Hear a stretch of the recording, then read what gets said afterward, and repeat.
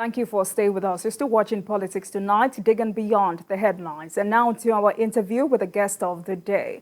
I am joined by the CEO and founder of the Albino Foundation, Jake Epelle, for discussion on the agenda of the President-elect Bola Tinubu regarding national inclusion and peaceful coexistence. Mr. Epelle is also the convener of the Disability Inclusion. Thank you very much for joining us this evening, sir. Thank you very much for having me. Let me say that we've had a name change. We've changed from the Albino Foundation to TAF Africa, which is a new brand for the organization. To TAF Africa. All right. Thank you. Now let's start with a countdown to the inauguration of a new government, which is 25 days away. Now, from what you've seen, gathered, and observed, how will you describe the mood in the country now? I think it's a time of sober reflection. People are nursing all kinds of issues and disagreement, but the truth remains that we have only one country, and one country that must move on.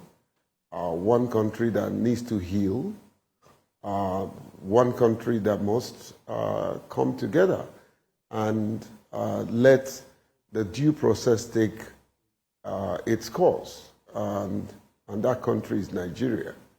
And I think there's no better time for us to come together and unite than now. I like what the president-elect said about the issue of the unity of the country. And I think that was a statement from a statesman and who also acted presidential. That's just the truth. We need to stand together, unite as one indivisible country. Myself, several others watching me tonight, and our children have only one country. And that country is Nigeria, and it's bigger than any individuals. So, thankfully, the attention has now shifted to the inauguration day on May 29. How will you describe the expectations of Nigerians? Well, the law must take its course. There is no alternative. There is no alternative than to have the current president exit on the 29th and for the president-elect take the oath of office and take the mantle of leadership. There is no alternative. The law does not provide for any alternative. The only thing is if eventually the court unturn the decision. But as long as that has not happened, we must not have a country in vacuum. The president-elect will have to take the mantle of leadership and stay so until otherwise. That's what the law says. Anything other than that is illegality. All right, so let's try to, compartmentalize this discussion. Many Nigerians are of the opinion that national unity and inclusion is paramount for the country at this moment. How do you think the incoming administration should handle this? Well, there is no better time. If the president-elect who will assume office, if truly he stays true to his word, unity means bringing together those who have been further left behind. Unity means ensuring that everyone comes to the table or will be allowed to come to the table. And I think the persons with disability in this country, the women and youths, have been left behind in several governments. And if truly the president-elect wants to pursue justice and equity, this is the time for him to make himself the champion of the downtrodden. And those downtrodden fits in within the disability community. The persons with disability in the next cabinet must sit with the president. We are tired of being offered essays and being given small positions. This time around, we want to be at the Federal Executive Council. We want to be a State Executive Council, appointed as minister, at least one minister, and several commissioners across the sub-national. This is what will make this government truly inclusive. And I'm not leaving out the women folks. Women must also be given the opportunity to serve. The youth must also be given the opportunity to serve.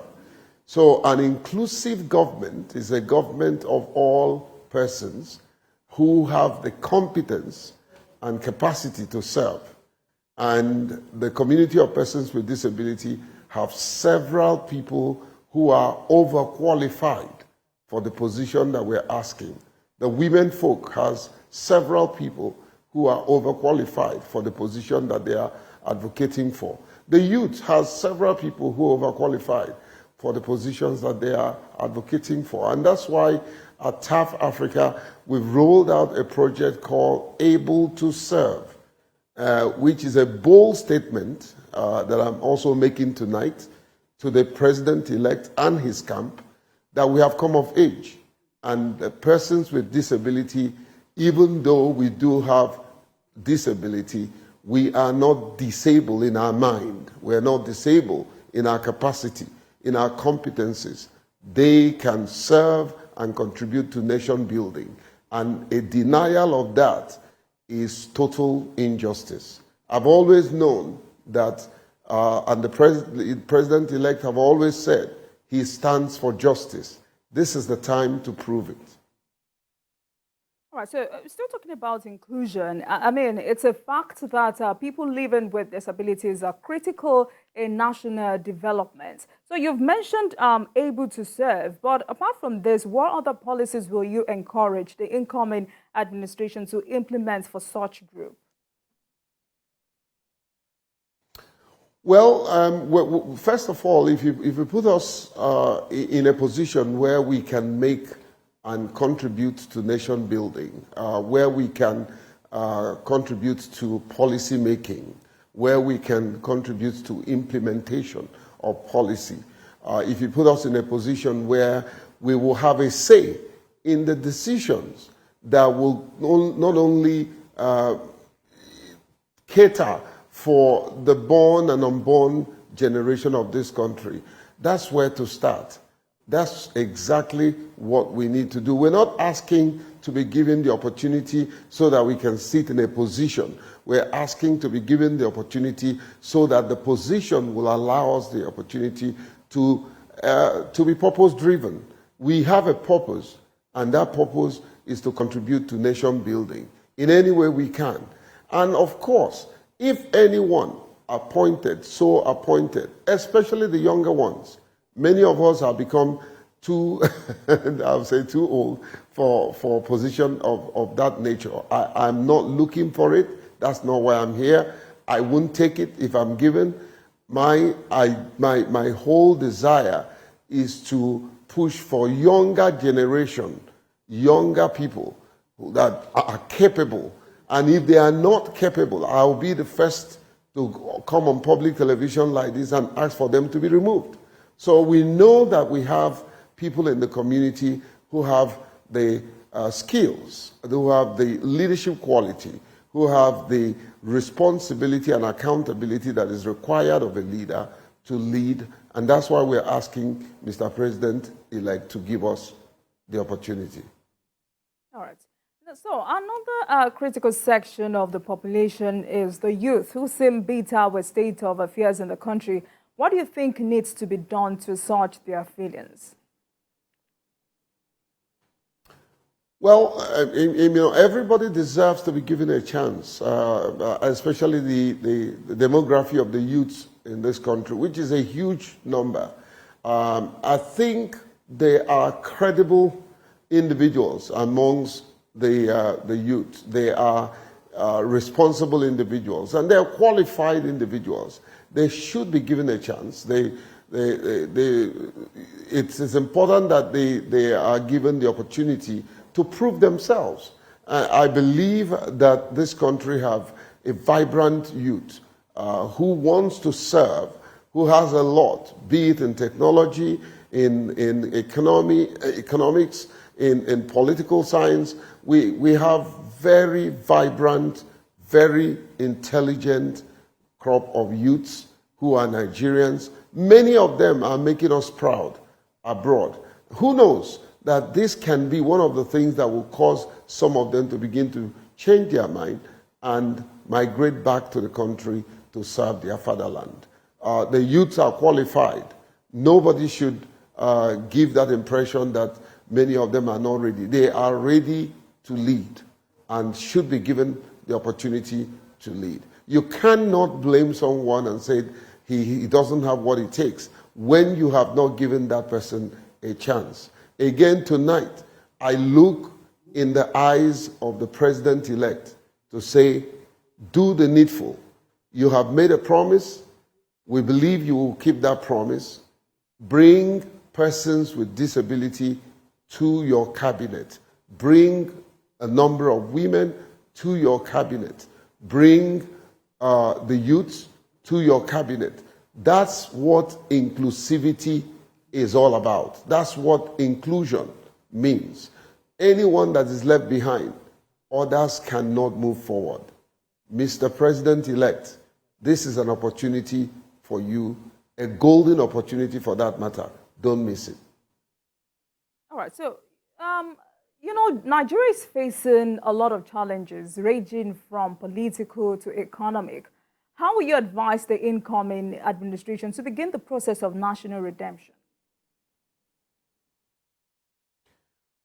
Well, the first thing is to tackle the state of insecurity, the situation that is that we found ourselves. There can only be prosperity where there is security.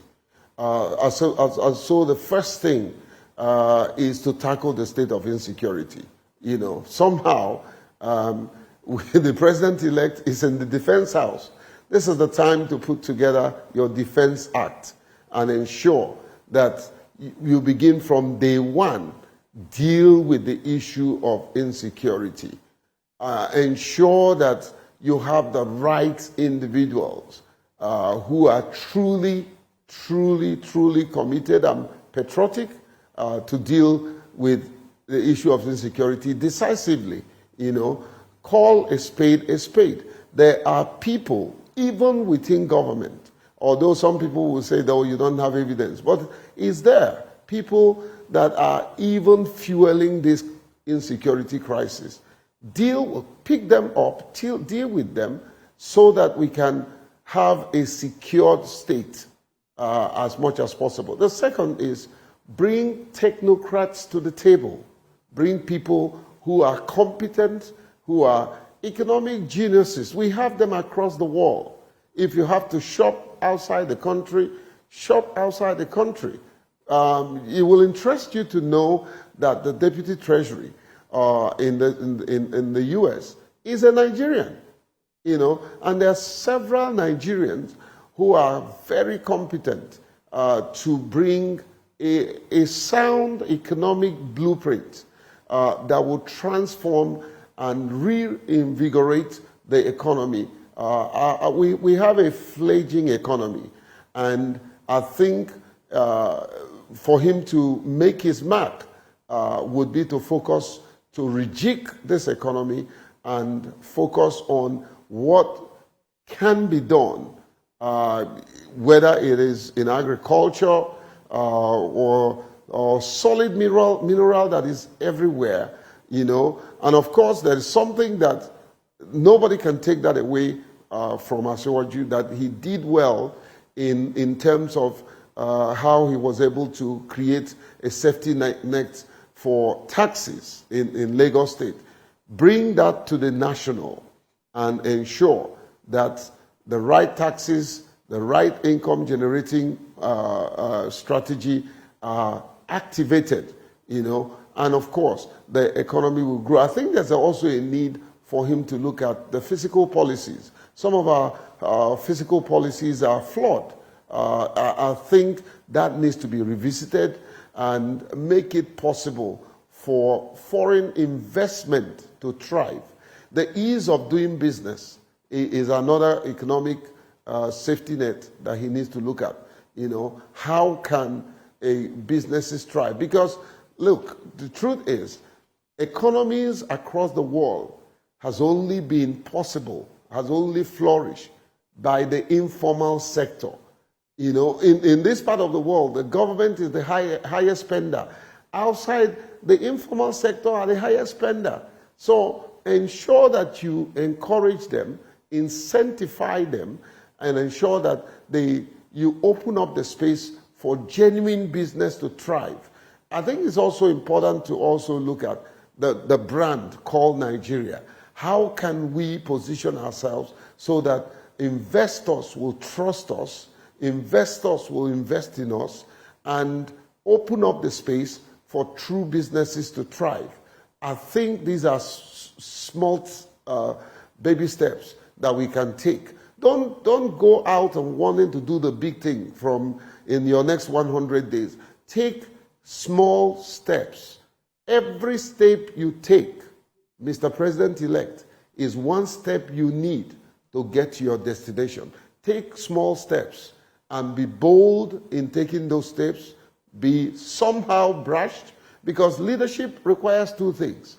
You have to be firm and you have to be fair. All right.